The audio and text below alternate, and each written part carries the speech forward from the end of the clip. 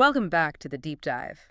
Today we're diving into something, well, really relevant. It's shaped all of us, hasn't it? Our education system. Absolutely. Whether you're in it now or your kids are or you work in it, you've probably felt sometimes it just doesn't quite click.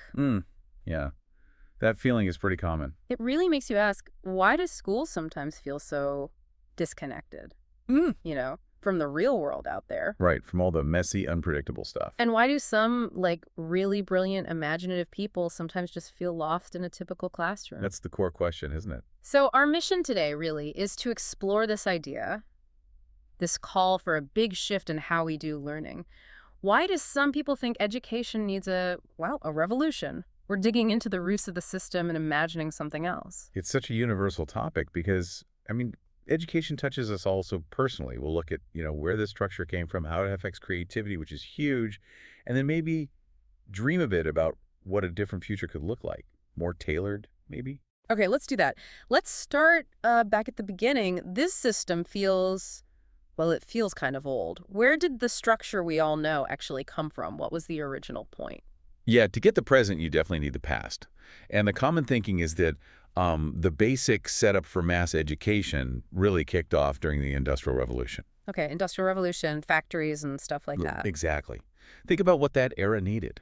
Factories booming, needing disciplined workers, a standardized workforce. Ah, okay. Standardized. So schools, in a lot of ways, were kind of modeled on factories. The aim was efficiency, uniformity, processing students, in batches, same schedule, same basic skills. Oh, like an assembly line. Pretty much. And the curriculum reflected that. Yeah. Heavy emphasis on math, science, things directly useful for industry back then. And what about other things like art, music? Yeah, those were mostly pushed to the side, seen as, less practical, less essential for making good little workers for the factories. Wow, literally making cogs for the machine. That's quite an image. Is there anything specific from back then that really shows that mindset, that rigid control? Well, there's this one detail. It's actually kind of shocking when you hear it. In England, 19th century, some schools apparently use something called a punishment basket. Sorry, a what? A punishment basket? Yeah, if a kid acted up, they could literally be put in a basket and, hoisted up towards the ceiling, left there for a while. You're kidding. Dangling from the ceiling. That sounds awful. Almost medieval. It does, right. And look, obviously we don't do that anymore, thank goodness. But it's such a stark picture of that focus on total control and forcing conformity. And it makes you wonder, have we really moved that far from the core idea? Or we just swapped the basket for, other kinds of pressure, like intense standardized testing, maybe, narrow definitions of success, still trying to standardize? That's a really powerful connection. The punishment basket mindset just evolving. And you hear stories, real stories, that sound like they come straight from that factory model thinking. Do you have an example of someone whose potential was just missed? Oh, absolutely. There's this story about a guy, let's call him Jake, naturally brilliant with his hands. Woodworking specifically. Okay. Give him wood, tools. He can make amazing things. He just got materials, design, how things fit together, real practical intelligence. Right. But in high school, that talent was basically invisible. The system looked at his algebra grades, saw he was struggling there, and labeled him a slacker. Oh, man. Because of algebra. Yeah. Because the metrics didn't value his kind of smarts. They saw bad math grades, not a potential master craftsman. Right. His whole school experience was just frustrating, measuring him against a standard that completely ignored his actual strength. Ugh. So what happened to him? Well, fast forward. Today, Jake runs a super successful custom furniture business, doing exactly what he's amazing at. It just shows how that old industrial model can completely tragically overlook talents that are incredibly valuable out here in the real world. That story really hits home. It shows how the system's rigidity can actually work against seeing talent, which makes you think, if it misses talent, what else is it doing?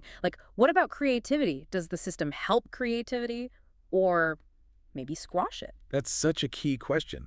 And yeah, a really powerful idea floating around is that maybe instead of educating for creativity, the system accidentally educates it out of kids. Educates it out. Wow. Well, think about little kids, right? They're naturally fearless. They experiment. They imagine. A cardboard box isn't just a box, it's a spaceship. They don't worry about being wrong. Totally. My nephew does that all the time. Exactly. But then, as they go through school, the focus often shifts. becomes about coloring inside the lines, finding the one right answer, following instructions perfectly, Yeah. conforming, right? And that constant pressure towards standardization, towards predetermined answers, it can sort of chip away at that natural curiosity, that willingness to take a risk, to try something new. It gets pushed aside. It really feels like that wild imagination kids have just gets trained out of us somehow. We learn rule following is safer than exploring. Is there like a famous example, maybe someone surprising, who just didn't fit that school mold? Oh, the classic one everyone brings up is Einstein, Albert Einstein. Right, Einstein. Yeah, apparently some of his teachers genuinely thought he was slow or, wouldn't amount to much because he didn't quite fit the mold, struggled with rote learning, asked weird questions. They thought Einstein was slow. That's incredible. It really is, looking back. Here's this mind that's going to completely change physics. Yeah. And the system at the time saw him as a problem. His genius wasn't about following the rules. It was about breaking them, seeing things differently. It just highlights how a system obsessed with standard metrics can totally miss or even discourage truly original thinking. Calling Einstein slow. It's almost funny now, but yeah, sad too. How many others might have been missed. And you see this creativity stifling happen in smaller ways too, right? Yeah. Like that art class example. Exactly. That story of Leela, the 8-year-old painter. It's heartbreaking because it's so common. She had this natural flair, Yeah. bold colors, expressive style. Her parents saw it. Yeah. But in her school art class, the teacher was all about technique, conformity, kept telling her, stay inside the lines, follow the template. Oh no, in art class. Yeah. I mean, maybe the teacher thought they were teaching control, but for a kid like Leela, it's basically saying, your unique way of seeing things is wrong. Do it like everyone else. That could just kill the spark, couldn't it? It really could. Luckily, her parents noticed, found other ways for her to explore her art freely, and she blossomed. But it's a stark reminder, isn't it? Creativity often needs space and encouragement, not just rules. It is disheartening thinking about how much potential might get lost. But okay, looking at the problem helps us think about solutions, right? If education shouldn't be a factory, what's the alternative? What could it look like?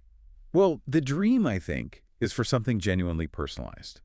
Moving away from that one-size-fits-all thing where everyone gets the same lessons, same pace, no matter what. Okay, so tailored. Exactly, like bespoke, made just for you. The analogy people use is shifting from a factory manager to a gardener. A gardener. How so? Well, a good gardener knows every plant is different, right? They need different soil, different light, different water. You can't treat a cactus like a rose.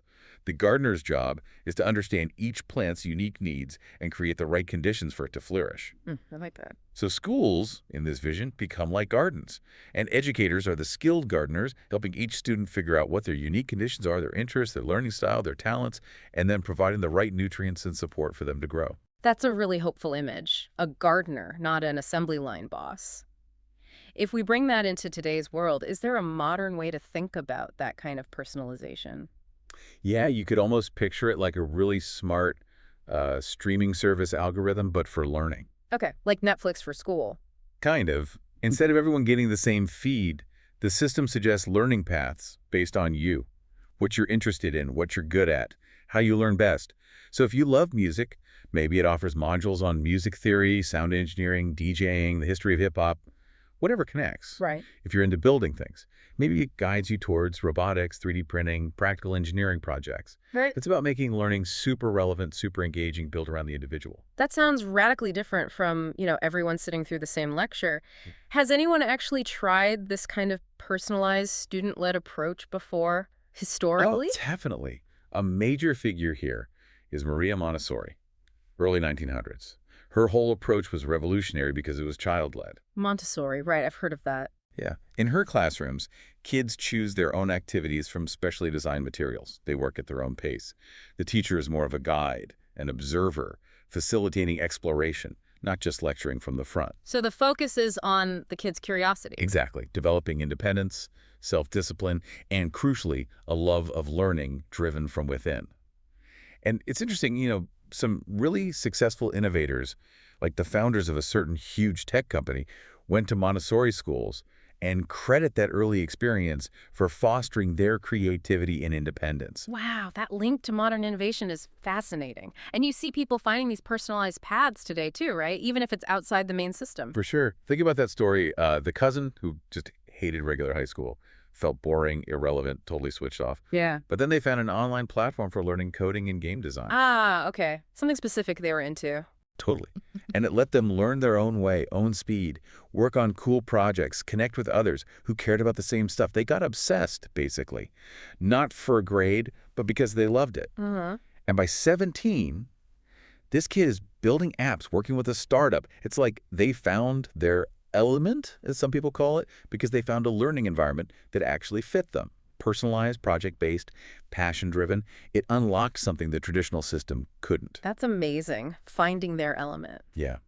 But look, while this vision is really appealing, we absolutely have to be real about the challenges. Making this work on a big scale, it's huge. How so? Well, it asks a lot more from teachers, doesn't it?